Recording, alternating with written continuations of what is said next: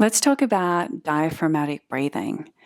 I often hear from students and people in the world generally, I don't breathe properly. And what people are really saying is, I don't get a satisfying breath. I don't get a full deep breath.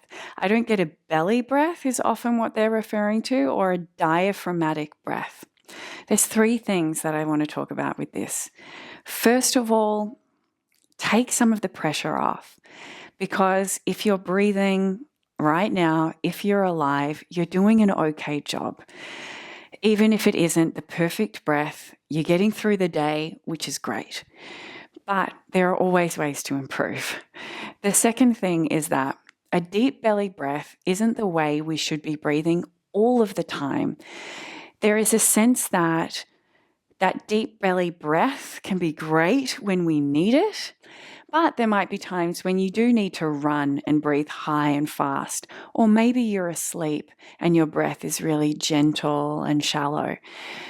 The belly breath is beautiful, but it doesn't have to be the only way that you breathe every single day. The third thing that I wanted to talk about with this idea of the belly breath or the diaphragmatic breath is that in order to breathe, your diaphragm is always working. So technically, you're always taking a diaphragmatic breath. The diaphragm works a bit like a tent or a jellyfish. It sits on top of your organs of digestion and underneath your lungs and your rib cage. And every time you take a breath into your lungs, the diaphragm flattens out and potentially pushes the belly and the organs of digestion out. As you release your breath and allow carbon dioxide to be released from the lungs, the diaphragm moves back into its tent-like shape. So inhale, exhale. And you can think of it like a jellyfish that moves up and down when it's swimming.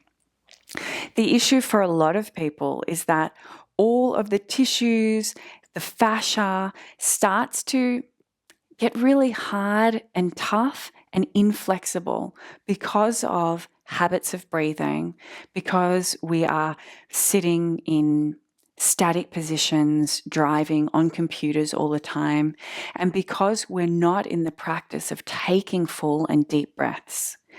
What you can find with a pranayama practice every day is that all of the organs and muscles of respiration start to naturally free up day by day by day.